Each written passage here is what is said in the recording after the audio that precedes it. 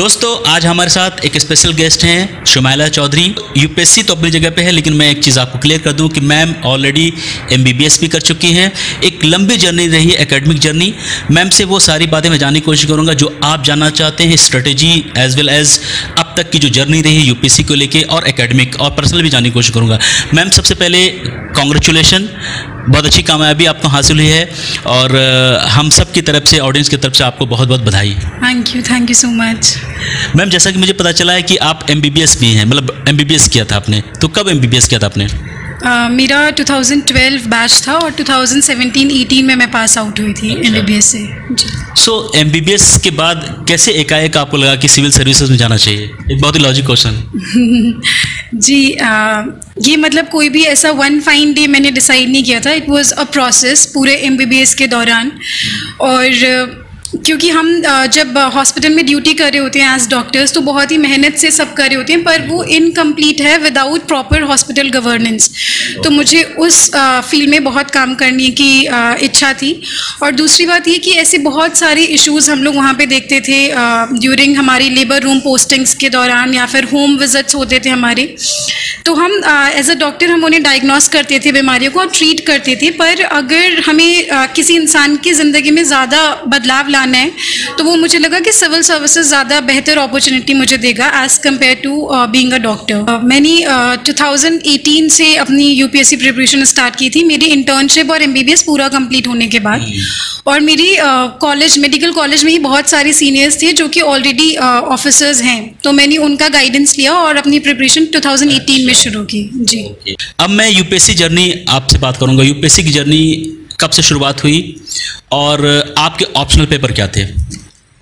2018 में मैंने UPSC preparation start की थी और फर्स्ट प्रीलिम्स मैंने तभी दे दिया था बिना किसी प्रिपरेशन के, ये देखने के लिए मुझे लगा कि यूपीएससी लोग ऐसे बोलते हैं कि कुछ समझ भी नहीं आएगा पेपर में क्या आता है, तो मैंने 2018 में दिया था। पर मुझे लगा कि डूएबल है, कर सकते हैं। और ऑप्शन मेरा मेडिकल साइंस ही था, क्योंकि मुझे लगा मैंने अपने 5 ईयर्स इतने वहाँ इन्वेस्ट किए हैं तो मैं उसको कैरी फॉरवर्ड करूँ। जी, तो मैंने मेडिकल साइंस ही ऑप्शनल लिया है। क्योंकि आप ऑलरेडी एमबीबीएस हैं और देन यूपीएससी करके आप यहाँ तक पहुँची हैं, तो एक अच्छी जर्नी रही है, एकेडमिक जर्नी। तो यूपीएससी के लिए अगर हम बात करें तो यूपीएससी कितना मुश्किल है? क्या ये एवरेज जो स्टूडेंट होते हैं वो क्लियर कर पाएंगे? मतलब आपकी राय क्या है इसमें? देखिए, आपको देख के ऐसा लग रहा होगा कि मैं डॉक्टर हूँ तो मैं बहुत ही ब्राइट स्टूडेंट रही होंगी, पर ऐसा नहीं है। मैं अपनी क्लास में थ्रू आउट, मुझे याद है मैं फर्स्ट क्लास से लेकर 12th तक कभी भी क्लास टॉपर नहीं थी। बहुत सारे बच्चे रैंक में आते थे तब जाके कहीं मेरा नाम आता था। पर ये था कि मुझे पढ़ाई में हमेशा से इंटरेस्ट था, और फिर मैं देखती थी कि मेरे पेरेंट्स इतना ज़्यादा मेहनत कर रहे हैं, मतलब इतनी उनकी अर्निंग नहीं थी जितना वो हमारी पढ़ाई में इन्वेस्ट कर रहे थे। तो मुझे लगता था कि मुझे इसलिए मेहनत करनी है कि वो लोग मेहनत कर रहे हैं, तो मैं दिल लगा के पढ़ती थी, बस इतना था। और रही बात यूपीएससी की, तो हमारे सामने ऐसे बहुत सारे एग्जाम्पल्स हैं जहाँ पे हम देखते हैं कि जो कैंडिडेट्स बताते हैं कि वो क्लास 11th या क्लास 12th में फेल हुए, उसके बाद भी वो आईएएस ऑफिसर या आईपीएस ऑफिसर्स बने, या फिर उनके 40-50% मार्क्स आए तब भी वो बने। तो इट्स जस्ट अबाउट कि आपके अंदर ये लगन है, डेडिकेशन है कि आपको मेहनत करनी है किसी एक पर्टिकुलर गोल के लिए, और आप कर रहे हैं। मार्क्स से कुछ पता नहीं चलता इंसान के पोटेंशियल के बारे में। आपकी एक लंबी जर्नी रही है, एकेडमिक जर्नी, और आप कंसिस्टेंट रही हैं, तो मतलब अपने आप को भी मोटिवेट रखना बहुत ज़रूरी होता है, और आप दिख रहे हैं कि आप मोटिवेटेड हैं। सेल्फ मोटिवेशन एस्पिरेंट्स कहाँ से लाए? जैसे मैंने बोला कि मुझे ऐसा लगता है कि ये अकेली मेरे की जर्नी नहीं है, मेरी अपनी अकेली जर्नी नहीं है। बहुत सारे, पूरा मेरा सोशल सपोर्ट सिस्टम, मेरे दोस्त यहाँ आरसीए में, मेरे मेडिकल कॉलेज के फ्रेंड्स, मेरे घर वाले, पूरी मेरी फैमिली, बहुत ज़्यादा उन लोगों ने सपोर्ट किया। और उन लोगों का कॉन्फिडेंस मुझ में इतना था कि मेरा खुद के ऊपर इतना विश्वास नहीं था, तो उसी से मैं मोटिवेटेड फील करती थी हर दिन। पर बीच में ऐसे बहुत सारे दिन आते हैं जब ऐसा लगता है कि मुझसे नहीं हो पाएगा, या फिर नहीं, मैंने गलत फील्ड चूज कर ली है। पर इट्स जस्ट अबाउट कि आपको कंसिस्टेंट, उन दिन पे भी आपको कंसिस्टेंट रहना है और खुद को समझाने कि सबके साथ अप एंड डाउन्स आते हैं, बट हिम्मत नहीं हारनी है। आपका ये क्या आइटम था? ये मेरा 4th अटेम्प्ट था, और इससे पहले जैसा मैंने बताया कि फर्स्ट अटेम्प्ट मैंने एमबीबीएस के साथ ही दे दिया था, तो वो प्रीलिम्स में क्वालिफाई नहीं कर पाई थी। उसके बाद थैंकफुली तीनों प्रीलिम्स मेरे क्वालिफाई हो गए थे और मैंने मेंस दिया, पर मैं पहले 2 अटेम्प्ट्स में मेंस नहीं क्वालिफाई कर पाई थी। पहले जो 2 मेंस थे मेरे और उसका इस मेन से ये डिफरेंस था कि मैं इस बार पेपर पूरा कंप्लीट करके आई थी। मुझे लगता है वो सबसे ज़्यादा इम्पॉर्टेंट था, पहले कुछ क्वेश्चंस छूट जाते थे। और दूसरी चीज़ ये कि इस अटेम्प्ट में मैंने मेडिकल साइंस बहुत ही वास्ट है, मोस्टली मुझे प्रॉब्लम उसी की वजह से ही होती थी। तो इस अटेम्प्ट में मैंने ये कोशिश की कि मैं मेडिकल साइंस के नोट्स पूरे कंप्लीट कर लूँ। मैं बना रही थी, वो इतने सालों से बना रही थी, पर इस बार वो मेरे नोट्स कंप्लीट हुए थे और मैंने उसको बार बार रिवाइज किया था।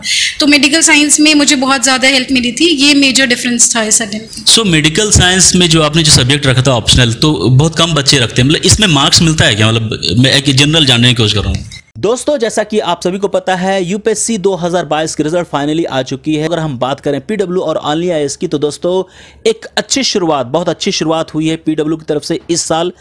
यहाँ से कई स्टूडेंट हैं जिन्होंने यूपीएससी क्लियर किया है। जैसे दोस्तों अगर हम टॉपर्स की बात करें, उमा हरारती हो गई, उसी तरह ऑल इंडिया रैंक 4 स्मृति मिश्रा हो गई। ये सब एक बेहतरीन रिजल्ट लेके आई है पीडब्ल्यू की तरफ से। इन सभी को हमारी तरफ से कांग्रेचुलेशन। अब ये टॉपर्स हैं, ये टॉपर्स कैसे आए हैं पीडब्ल्यू से, कुछ ना कुछ तो बात होगी, कुछ ना कुछ अलग है जो पीडब्ल्यू आप सभी के लिए कर रहा है। अगर आप भी इन टॉप 10 में आना चाहते हैं तो आज ही पीडब्ल्यू को ज्वाइन किए, क्योंकि दोस्तों यहाँ पे ऐसे ऐसे कोर्स डिज़ाइन किए गए हैं, आपके मतलब की हैं, आपके लिए बनाई गई हैं। ऐसी टूल्स और टेक्निक्स यूज़ की गई है जिससे ज़रिए आप टॉपर्स की लिस्ट में आ सकते हैं। और हाल ही में जैसा कि आप सब जानते हैं, प्रतिज्ञा दिवस लॉन्च की गई है और इस प्रतिज्ञा दिवस पे तो और भी ज़्यादा डिस्काउंट आप सभी को दिया जा रहा है, 1500 का डिस्काउंट। कुछ कोर्सेज हैं जिसका मैं आपको यहाँ बता दूं। प्रहार 2024 इंग्लिश, जो पहले आपको 8,999 पे करने थे, अब आपको 7,499 पे कर रहे हैं, 1,500 रुपये का डिस्काउंट। उसी तरह दोस्तों प्रहार 2024 हिंदी, इसके लिए भी आपको 7,499 पे करें। टाइटन 2024 इंग्लिश, जिसके लिए आपको 8,999 देना था, उसके लिए भी आपको 7,499 देने। इन सभी 1,500 का डिस्काउंट है। यही नहीं, अगर आप हमारे कूपन कोड WTM को यूज करेंगे तो आपको एडिशनल 500 का भी डिस्काउंट मिलेगा। पीडब्ल्यू ने एक और बेहतरीन काम किया आप सभी के लिए। बहुत सारे ऐसे स्टूडेंट थे जिनकी कमेंट आती रहती, सर मुझे पीडब्ल्यू की नोट्स चाहिए, बुक्स चाहिए। वैसे स्टूडेंट जिन्होंने पीडब्ल्यू की कोर्स नहीं ली है लेकिन फिर भी आप उनके नोट्स और बुक्स लेना चाहते हैं, तो आपको अमेजोन पे ये आसानी से मिलने वाला है। तो दोस्तों हमारे चैनल की तरफ से इन सभी टॉपर्स को मेनी कांग्रेचुलेशन, स्पेशली स्मृति मिश्रा और उमा हरारती, जो पीडब्ल्यू ओनली आईएएस की तरफ से एक बेहतरीन रिजल्ट लेके आए हैं। आप भी अगर इस रैंक पे आना चाहते हैं, आप भी अगर टॉपर्स टॉप 10 में आना चाहते हैं, तो आज ही पीडब्ल्यू को ज्वाइन करें और अच्छी शुरुआत करें अपने यूपीएससी प्रिपरेशन की। मार्क्स ठीक ही मार्क्स मिलते हैं, पर as compared to other options जहाँ पे अगर आप अच्छा लेके आते हैं तो और भी ज़्यादा मार्क्स मिलते हैं। मेडिकल साइंस में एवरेज थोड़ा कम है। 3-4 ऐसी बेस्ट प्रैक्टिसेस बताइए आप, जो कि एस्पिरेंट्स को ड्यूरिंग यूपीएससी प्रिपरेशन ध्यान देनी चाहिए और उसको इम्प्लीमेंट करना चाहिए, ताकि उनकी प्रिपरेशन का जो दायरा हो, उनकी प्रिपरेशन का जो वे हो, वो सही हो। बेस्ट प्रैक्टिसेस क्या होनी चाहिए? मतलब जो चीज़ें मेरे लिए काम की हैं मैं वो बता सकती हूँ। प्रीलिम्स में सोर्सेज बहुत ज़्यादा लिमिटेड होनी चाहिए, बहुत ही कम आप कंसाइज रखिए, उतना कि सिलेबस कवर हो रहा हो उन क्वेश्चंस में, उन नोट्स में, पर उसको बार बार रिवाइज करिए, क्योंकि प्रीलिम्स में बहुत ज़्यादा फैक्ट्स वगैरह हमें लर्न करने पड़ते हैं, तो रिविजन एकदम बहुत ज़्यादा करना है। सेकेंडली जो टेस्ट सीरीज हम सॉल्व करते हैं प्रीलिम्स के लिए, उसको भी हमें नोट्स बनाने हैं या फिर अपने तरीके से, पर ऐसा हो कि हम रिवाइज कर पाएँ उसको भी, अदरवाइज कोई फ़ायदा नहीं है टेस्ट सीरीज सॉल्व करने का। सेकेंडली मेंस के लिए जो मुझे रियलाइज़ हुआ कि पेपर कंप्लीट करना सबसे ज़्यादा इंपॉर्टेंट है। हम कितना भी पढ़ाई करनी, पर अगर हमने टाइम सही से मैनेज नहीं किया तो बहुत ही प्रॉब्लम हो जाएगी। तो मेंस में क्वेश्चन पेपर पूरे 20 के 20 क्वेश्चंस करने बहुत ही ज़रूरी हैं। और थर्डली इंटरव्यू में मुझे लगता है कि कॉन्फिडेंट रहना है, और जो बेसिक चीज़ें होती हैं कि स्माइल करते रहना है, हाई वॉल्यूम में बोलना है, ये सब काम आता है। मतलब कभी कभी क्या होता है कि बच्चे सोचते हैं कि पता नहीं यूपीएससी होगा कि नहीं होगा, तो क्या ये सोच और इस तरह की जो बातें हैं एस्पिरेंट में होनी चाहिए कि नहीं होनी चाहिए? अगर है तो उसको कैसे निकाला जा सके, क्योंकि एक ये बॉटल नेक है और कहीं ना कहीं वो सक्सेस, कामयाबी में कहीं ना कहीं वो आपको दूर करता है कामयाब होने से। सबसे पहले तो हमें ये रियलाइज़ करना पड़ेगा कि ये सबके साथ ही होता है, ऐसा नहीं है कि कोई एक इंसान के साथ ही ये प्रॉब्लम हो रही है, और हम सब ह्यूमंस हैं, हम मशीन नहीं हैं। तो ऑब्वियस सी बात है कि कभी हम खुश होंगे, कुछ दिन हमारे थोड़े स्ट्रेस्ड जाएंगे, कुछ दिन एकदम हमें लो फील हो रहा होगा। तो उस सब में जो मुझे लगता है कि हमारे पास अच्छी कंपनी होनी चाहिए, कि हमारा फ्रेंड सर्कल ऐसा हो कि हम आपस और हमें खुल के बात करने की ज़रूरत है। मेंटल हेल्थ इश्यूज़ पे भी अगर हम बोलें कि इंसान स्ट्रेस्ड है, डिप्रेस्ड है बहुत दिन तक और किसी को बता नहीं रहा है, आप अपने में ही वो सफ़र कर रहे हैं, तो ऐसे कुछ क्लोज फ्रेंड्स होने चाहिए कि जिन पे आप ट्रस्ट कर सकें, जिनसे आप शेयर करें। और अल्टीमेटली इतना ग्लोरीफाई एक्चुअली यूपीएससी में हम कर देते हैं कि टॉपर्स हैं, रैंकर्स हैं, कि जो बच्चे हैं, एस्पिरेंट्स हैं, वो प्रेशर्ड या बर्डन फील करने लग जाते हैं। तो उनको ये रियलाइज़ करना है कि प्रायोरिटाइज करना है चीज़ों को, मतलब मेंटल हेल्थ और हैप्पीनेस भी उनकी प्रायोरिटी होनी चाहिए। ये नहीं कि बस स्ट्रेस रहकर ये एग्ज़ाम निकल जाएगा टेंशन लेकर। आप कितने घंटे पढ़ते थे अगर यूपीएससी प्रिपरेशन की बात करें तो? देखिए, यहाँ RCA जामिया में पूरे दिन हमारा एक्चुअली एक ही जॉब है, बस की पढ़ना है, पर उसमें ये कि बाकी सारी चीज़ें भी आती हैं, एकदम बैलेंस लाइफ लेकर के चलनी है, क्योंकि इतनी लंबी जर्नी होती है। ये 1-1.5 साल का साइकिल होता है सिंगल एग्ज़ाम का। तो अराउंड 8 to 10 आवर्स में पढ़ती थी। अच्छा, जनरल स्टडीज़ की बात करें तो उसमें कौन कौन सी बुक आपने रेफ़र की थी? मेरी सोर्सेज बहुत ज़्यादा लिमिटेड थी। मैंने बेसिक बुक्स ही पढ़ी थी। फॉर एग्जांपल पॉलिटी के लिए लक्ष्मीकांत, हिस्ट्री के लिए स्पेक्ट्रम पढ़ा था, ज्योग्राफी की NCERTs पढ़ी थी, और एनवायरनमेंट में मेरा साइंस बैकग्राउंड है तो मुझे उतना लगा नहीं था। मैंने बस एक बार जो शंकर IAS की बुकलेट आती है वो पढ़ी थी। उसके बाद करंट अफेयर्स पे मैं रिलाई कर लेती थी, और न्यूज़पेपर रेगुलरली पढ़ना होता है। हालांकि मैं उतना कंसिस्टेंट नहीं थी, पर न्यूज़पेपर रेगुलरली पढ़ना होता है, तो इतनी ही सोर्सेज थी। बट टेस्ट सीरीज़ में अच्छे से सॉल्व करती थी। अराउंड 30-40 टेस्ट प्रीलिम्स में मैंने फर्स्ट अटेम्प्ट जो मेरा था, फर्स्ट सक्सेसफुल अटेम्प्ट, तब मैंने सॉल्व की थी और उसके नोट्स बनाए थे। तो मुझे टेस्ट सीरीज़ पे एकदम पूरा विश्वास था कि टेस्ट सीरीज़ करने से बहुत अच्छा रिजल्ट आता है। तो टेस्ट सीरीज़ में अच्छे से सॉल्व करती हूँ, और सोर्सेज अपनी जो बेसिक स्टैटिक पार्ट है उसके लिए लिमिटेड ही रखती हूँ। हर बार उसको रिवाइज करती हूँ। और test series prelims first stage होता है और बहुत ही इंपॉर्टेंट है। अगर बच्चे वो निकालते हैं उसके बाद ही आगे मतलब मेंस के लिए हो जाते हैं। तो प्रीलिम्स कैसे निकले? बहुत सारे बच्चे यहाँ पे एलिमिनेट हो जाते हैं, मतलब CSAT की बात करें या फिर जनरल स्टडीज़ की बात करें, तो इसमें क्या स्ट्रेटेजी होनी चाहिए बच्चों को? शुरुआत में किस बातों का ध्यान रखें ताकि प्रीलिम्स निकलने के चांसेस हो? अपना एक सोर्स डेफिनेट कर लें। हर बार ये नहीं कि हर एग्जाम में या हर बार रिवीजन करें तो दूसरे सोर्स से कर रहे हैं। सिंगल सोर्स होगा तो आपकी विजुअल मेमोरी वगैरह ज़्यादा बढ़ेगी। और दूसरी चीज़ ये कि इस बार मतलब अब देखा गया है कुछ सालों में कि सिर्फ फर्स्ट पेपर प्रीलिम्स का पास करने से ही नहीं, CSAT एक बहुत बड़ी प्रॉब्लम बन गया है।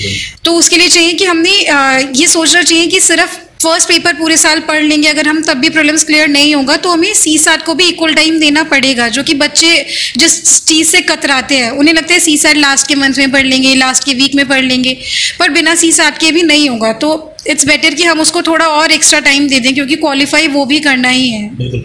अब मेंस की बात करेंगे मैम, मेडिकल साइंस बहुत कम बच्चे लेते हैं, लेकिन इसमें ऑब्वियसली लिमिटेड रिसोर्सेज होती है। तो रिसोर्सेज कहाँ से आपको अरेंज की? क्या ड्यूरिंग आप जब MBBS कर रही थी वहीं से हुआ, या फिर एक स्पेसिफिक कोई बुक होती है इसके लिए? किस तरह से करनी पड़ती है अगर कोई student medical science as a optional लिए तो? मैंने यूपीएससी की प्रिपरेशन मेडिकल साइंस के पूरे कंप्लीट होने के, मेरा MBBS कंप्लीट होने के बाद स्टार्ट की थी। अगर मुझे पहले से पता होता तो शायद मैं अच्छे से पहले ही उस दौरान नोट्स बना लेती, तो इसलिए मेरा काम ज़्यादा बढ़ गया था थोड़ा। पर मैंने बुक्स वही फॉलो की जो मैंने MBBS के टाइम पे अपनी सारी पढ़ी थी। उन्हीं बुक्स को पढ़ के मैंने अपने हैंड रिटन नोट्स प्रिपेयर किए थे, जितना भी मैं बना सकती हूँ। अभी भी मेरे वो पूरे नहीं हुए, इतना वास्ट है मेडिकल साइंस, पर जितना मैं बना सकती थी मैंने कोशिश की। तो कोई स्पेसिफिक कोई ऐसी बुक जो आपको नॉलेज में हो, जो कि बच्चे एस्पिरेंट्स कोई ऐसे जो देख रहे हो इस वीडियो को, उनको हेल्प हो सके? मेडिकल साइंस में हमारे पूरे 5 साल का सिलेबस होता है MBBS का, तो उसमें अराउंड 13 सब्जेक्ट्स कवर होते हैं। तो बेसिक बुक्स ये, फॉर एग्जांपल एनाटॉमी के लिए BD चौरसिया है, एम्ब्रियोलॉजी के लिए लैंगमैन्स है, और बायोकेमिस्ट्री के लिए सत्यनारायण सर्स बुक है, फिर पैथोलॉजी के लिए हैरिसन्स है, मेडिसिन के लिए मैथ्यूज़ है, सर्जरी के लिए मणिपाल, पीड्स के लिए OP घई, और गायनी के लिए दत्ता। तो ये बेसिक बुक्स हर MBBS में मोस्टली यही पढ़ाते हैं, मैंने उसी से नोट्स बनाए थे। जो डॉक्टर या फिर इंजीनियर होते हैं उनको लिखने में बड़ी दिक्कत होती है, लंबा चौड़ा कुछ लिखने हो, तो ऐसे जैसे वो कहते हैं ना आंसर राइटिंग में, क्या आपको कोई प्रॉब्लम हुई थी आंसर राइटिंग में? स्टार्टिंग में वो मेंटल ब्लॉकेज ज़्यादा था। मुझे यही लग रहा था कि मैं आर्ट्स बैकग्राउंड की नहीं हूँ, तो पता नहीं मैं GS पोर्शन कैसे कवर करूँगी। मेडिकल साइंस में थोड़ा मुझे भरोसा था कि मैं कर लूँगी यूनिवर्सिटी एग्जाम्स की तरह ही, पर GS में मुझे मेंटल ब्लॉकेज ज़्यादा था। पर फिर मैं यहाँ पे अपने फ्रेंड्स के साथ आंसर राइटिंग करती थी RCA में, और टेस्ट सीरीज मैंने सॉल्व की तो ठीक मार्क्स आ रहे थे, तो मुझे लगा उसमें इम्प्रूवमेंट और कर सकते हैं। आंसर राइटिंग में आपकी बेस्ट प्रैक्टिसेस क्या थी, मतलब किस तरह से, पैराग्राफ या बुलेट पॉइंट्स पे आप काम करते थे? दोनों मिक्स फॉर्म में मैं करती थी, क्योंकि मुझे ऐसा लगता था कि 1 to 20 अगर मैं सारे क्वेश्चंस ही पॉइंट फॉर्म में करूंगी या सारे पैराग्राफ में करूंगी तो थोड़ा सा मोनोटोनस हो जाएगा। तो मिक्स फॉर्म करती थी, जहां मुझे लगता था कि अच्छे से मैं एक्सप्लेन कर सकती हूँ पॉइंट्स में तो पॉइंट्स में, अदरवाइज जहाँ लगता था पैराग्राफ में बेहतर रहेगा तो पैराग्राफ में। आखिर में चूंकि बहुत सारे एस्पिरेंट्स गर्ल्स भी हैं जो देख रही हैं इस वीडियो को, तो आपकी तरफ से उनके लिए क्या राय होगी जो यूपीएससी प्रिपरेशन कर रही हैं? उनको किन किन बातों का ध्यान देना चाहिए और कैसे अपने आप को मोटिवेट रखें, ये सारी चीज़ें लास्ट में बता दीजिए। रिक्वेस्ट तो मेरी उन लड़कियों के माँ बाप से है कि पहले उन्हें लड़कियों को पढ़ाना चाहिए at par with their boys, क्योंकि जब बात आती है कि लड़की या लड़के की पढ़ाई चूज़ करने में, तो ऐसा देखा जाता है कि लड़के की पढ़ाई को वो ज़्यादा प्रेफरेंस देते हैं, बल्कि ऐसा नहीं होना चाहिए। तो लड़कियों को पढ़ाना चाहिए। और दूसरी बात लड़कियों से है कि हम लोगों का फाइनेंशियली इकोनॉमिकली इंडिपेंडेंट होना बहुत ही ज़रूरी है, तो ये उनके लिए अपने आप में एक मोटिवेटिंग सोर्स होना चाहिए और दिल लगा के पढ़ना चाहिए।